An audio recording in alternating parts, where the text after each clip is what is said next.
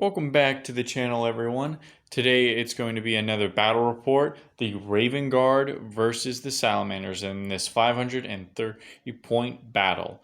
Let's go ahead and begin with going over the lists. Alrighty then, so the first list that we have on here is the Raven Guard at a total of 530 points. They are being led by a captain in Gravis armor. He has the Warlord trait Feigned Flight, and Master of Vigilance. Frame Fight allows him to basically fall back and charge in a turn that he fell back from. And Master of Vigilance allows him to basically hit, when he gets into combat, any 6s to hit automatically deal 1 mortal wound on top of any other damage. He is accompanied by a Primaris Ancient and also a Company Champion, which I have spent the CP for a Chapter Champion. He has the relic, the Blade of Triumph, where basically it's just a +3 strength power sword. One more thing I forgot to mention for him, he actually has the Shadow Master's Cloak, which basically when he's wholly within terrain, he gets a 3-up invulnerable save. For the rest of the list, we have a squad of Intercessors, a squad of Aggressors with the Boltstorm Gauntlets, and then an Invictus Tactical Warsuit. So let's go ahead and now move on to the Salamanders. Alright, and so here we are with the Salamanders list. I know it's rather very small, but he wanted to run a fun Dreadnought list. For anyone asking, I know that the Chaplain Dreadnought is now in the Legends, but you know, it's a fun unit to have, so we're just going to allow house rules to have it. So yeah, let's go ahead and get on to the list. Alright, first I got up my Venerable Dreadnought. He comes with the twin Las Cannon and Heavy Flamer. And then I have Briarth Ashmantle.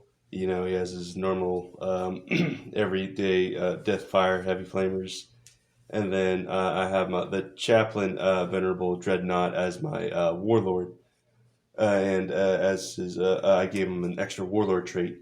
For his Warlord trait, he's got Forge Master, which is +2 to toughness, and Lord of Fire, where I can reroll attacks made with flame weapons.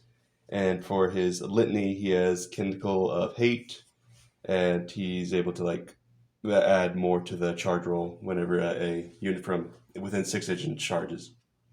Alrighty then, so that's the list for the Salamanders. Now let's go ahead and go over to the board. Alright, so here we are with the board.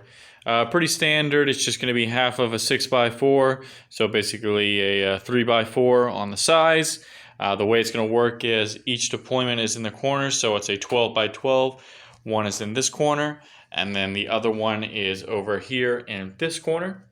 There are 3 objective markers in the table. You have one right here in the center. You have one over in the far left corner over here on this side, and then you have one in the far right corner over here on this side.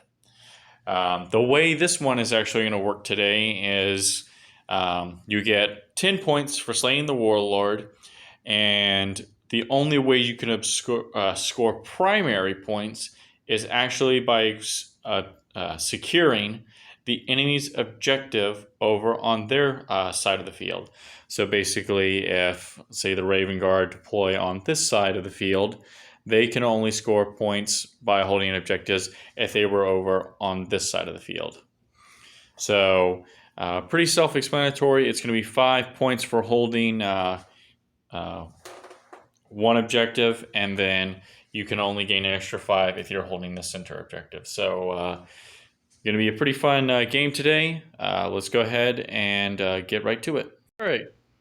So here we are after deployment. The Raven Guard won the roll-off, and they decided to deploy on this side of the table. As you can see, the Intercessors are right here, followed by the Primaris Ancient, the Company Champion or Chapter Champion going ahead and pushing forward, the 3 Aggressors up behind this building, while the Captain in Gravis armor is behind them. We also have the Invictus Tactical Warsuit, right here in the middle of the terrain, just shy of the enemy objective, but just close enough to hold the center, while the 3 Dreadnoughts for the Salamanders have deployed over as far as close to their edge as possible. We're going to go ahead and do the roll off and see where we go. All right, so we did the roll off camera, and it's going to be the Raven Guard. So let's go ahead and go to their turn 1. All right, so here we are for the Raven Guard, and it was pretty bad. I advanced pretty much the aggressors, the captain, the champion, and the banner forward. They didn't get too far in their advance rolls, so they just moved up only a little bit. I advanced the intercessors, moving towards the objective over here. They got a 9. I just pretty much moved the war suit a little far up here to try and get in their line, trying to do some damage, and oh man, he whiffed it so hard. I put everything into this dreadnought right here.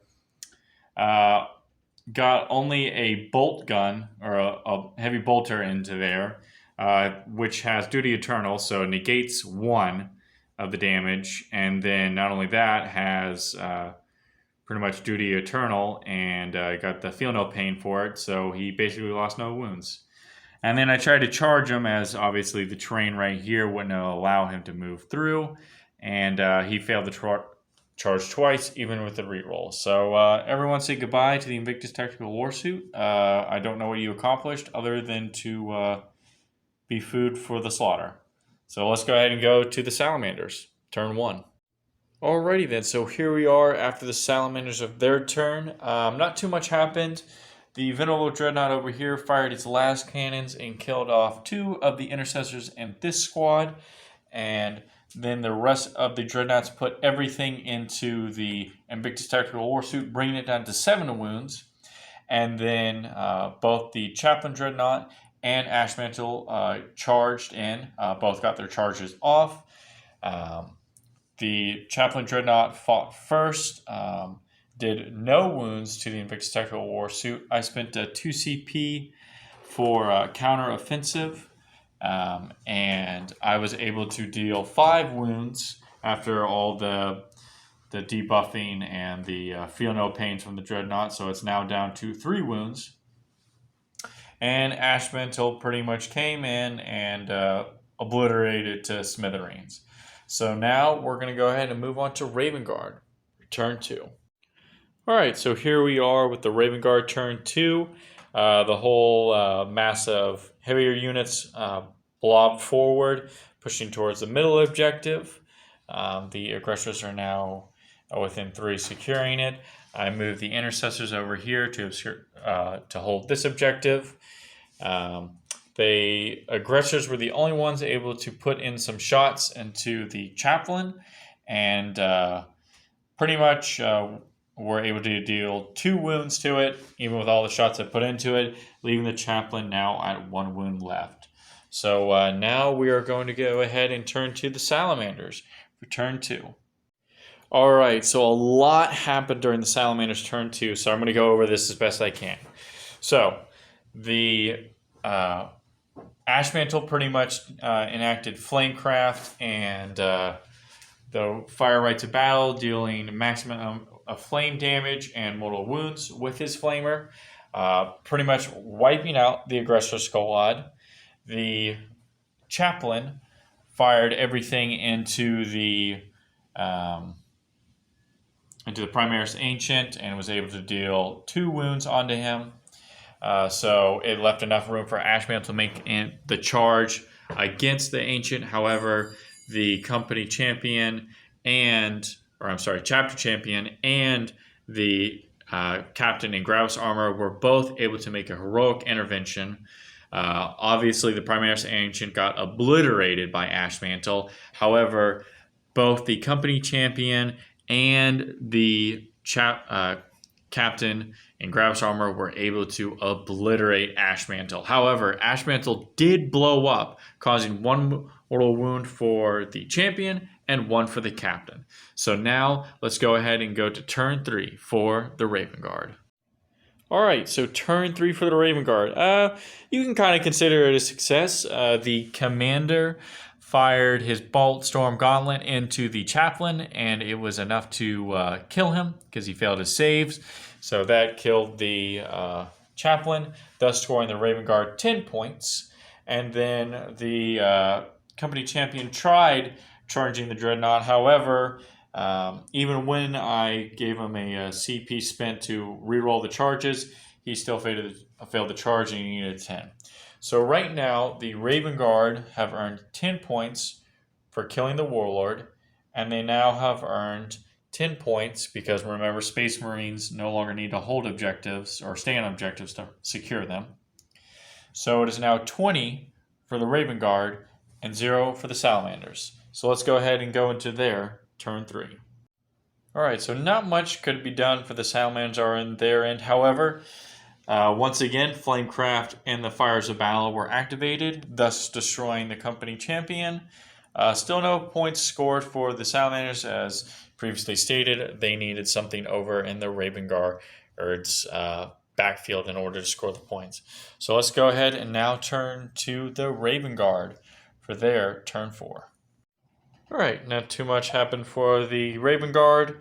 Captain fired some shots. Well, actually, the Intercessors went ahead and advanced and moved forward on this objective, now securing it for when the Captain has left. He has now moved over to battle with the Dreadnought. The Dreadnought did fire some Overwatch, dealing some mortal wounds, bringing them down to 2 wounds remaining. The 2 have battled it out. The Captain was able to deal some damage, bringing down the Dreadnought down to 5 wounds, and the Dreadnought tried taking out the Captain, but he made all his saves. I did fail 1, but however, I did get a reroll, and he did make it. So now let's go ahead and go to the Salamanders, turn 4. Well, in true fashion of the way my brother's army works, Dreadnought felt a little disappointed in his last go around and bonked the Captain into oblivion. So, so now the Salamanders have secured 10 points, while the Raven Guard have secured another 10 points. We're going to go ahead and end the battle here. Like I said, there's not much the Dreadnought can do since it's not going to be able to run over there in time for the next turn. And even if he did put all of his shots here from the next turn for the Raven Guard, they're still going to max out on their points, being objective secured and not the Dreadnought. So the final score is going to be 30 for the Raven Guard and 10 for the Salamanders. Overall, it was a pretty good game, so let's go ahead and now move on to the after action report. Alright, so here we are for the after action report. Like I said, overall it was a pretty fun game. I know it wasn't the most interesting in battles. It almost seemed kind of one-sided with just the Dreadnoughts only being 3 of them, while the Marines for the Raven Guard had a lot more to fan out. But we're not really here to play the most competitive lists or to just be like everyone else. We're just here to kind of play a couple of fun lists and see what it'd be like for you, the average viewer, on like maybe giving out a Dreadnought list and see how it would run. So what did you think of the battle? I messed up in the beginning. I decided to attack with the Chaplain, but I forgot he didn't really have any melee. So he just got the Chaplain just got absolutely demolished by the war suit. But the freaking Ash Mantle just ripped him apart afterwards. And then I made a mistake of charging charging that Ancient, and freaking the Champion, and then the Captain. The Captain just beat the absolute crap out of Ash Mantle. Yeah, I was about to say, even though this is the first time seeing him on the channel, before he got his nerfs in 9th edition, Ash Mantle reigned supreme in my local friendly gaming group. So it's kind of interesting to see how it is now. And it was nice to see the Chaplain Dreadnought bring a return. I thought it was a pretty cool unit, so to see it come back on the field was nice. How did it feel kind of playing a Dreadnought list? Do you think that it was a lot more fun than just playing the standard bread and butter Captain troops and maybe one heavy thing? Yeah, it was definitely a lot more fun because you only have to worry about 3 things, but then at the same time, they're slow, and you can't really fan out that much. Yeah, I would say much more objective-based games, they are kind of a little hard, but for fun little games like this where they kind of go killy and all that stuff, it's kind of fun to see them go across the board.